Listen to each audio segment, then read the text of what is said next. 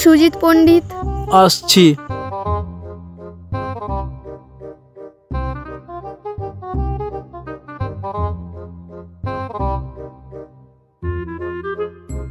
Doctor madam আসবো? হ্যাঁ, ভিতরে আসুন,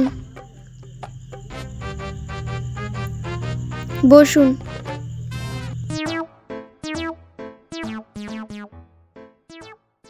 হ্যাঁ, বলো কি হয়েছে?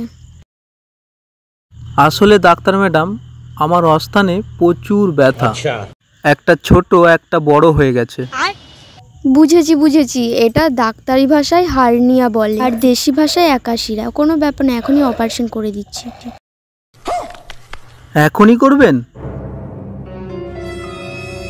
মেয়ে ডাক্তারে অপারেশন করবে? কি করে দিবে না তো? কিছু বলছো? না কিছু না, কোনো অসুবিধা নাই, করে দেন। শুয়ে পড়ুন। लेकिन ये साला कर क्या रहा है यहाँ पे?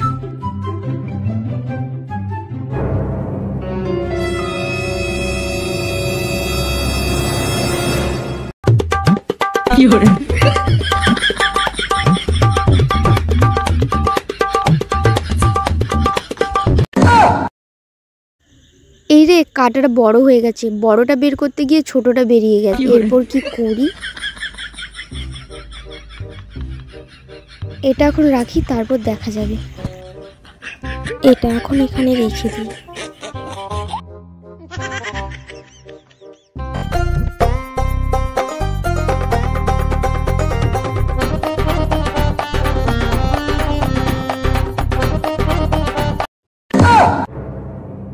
এখানেই তো রেখেছিলাম, কোথায় গেল?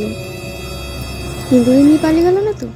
যা করে অপারেশনটা করি, তারপর দেখা যাবে। ঝটপট অপারেশনটা করে ফেলি।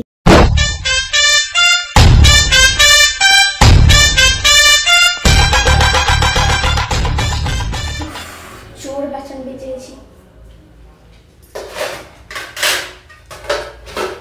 হয়ে গেছে আপনার অপারেশন। 5 বছর পর।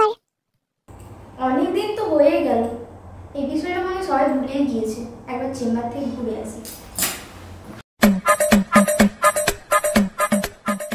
আরে ডাক্তার ম্যাডাম, এইটা সেই কাটা রোগীটা না? এরপর কি বলি? এতদিন কোথায় ছিলেন? এত ভালো অপারেশন করলেন, আর আপনাকে তো খুঁজেই পেলাম না। আরে, আপনি এখনো বেঁচে আছেন? কি করে? কেন এত ভালো অপারেশন করলেন, আবার জিজ্ঞাসা করছেন বেঁচে আছি কিনা? আপনার সামনেই তো আছি। আসলে অপারেশন করতে গিয়ে আমার একটা বড় ভুল হয়ে গিয়েছে। বড়টাকে বের করতে গিয়ে ছোটটা বেরিয়ে যায়, আর সেটা রাখার পর আর দেখতেই পেলাম না। কোথায় যে চলে গেল, মনে হয় ইঁদুরে নিয়েই চলে গিয়েছিল। আর তার পরিবর্তে আমি মাটি দিয়ে পূরণ করে দিই। আমি ভেবেছিলাম তুমি এতদিন মরেই যাবে, এই ভয়ে আমি পালিয়ে গিয়েছিলাম।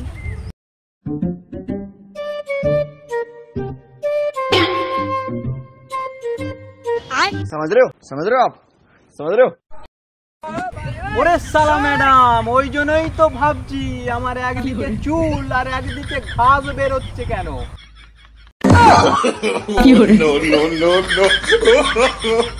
No.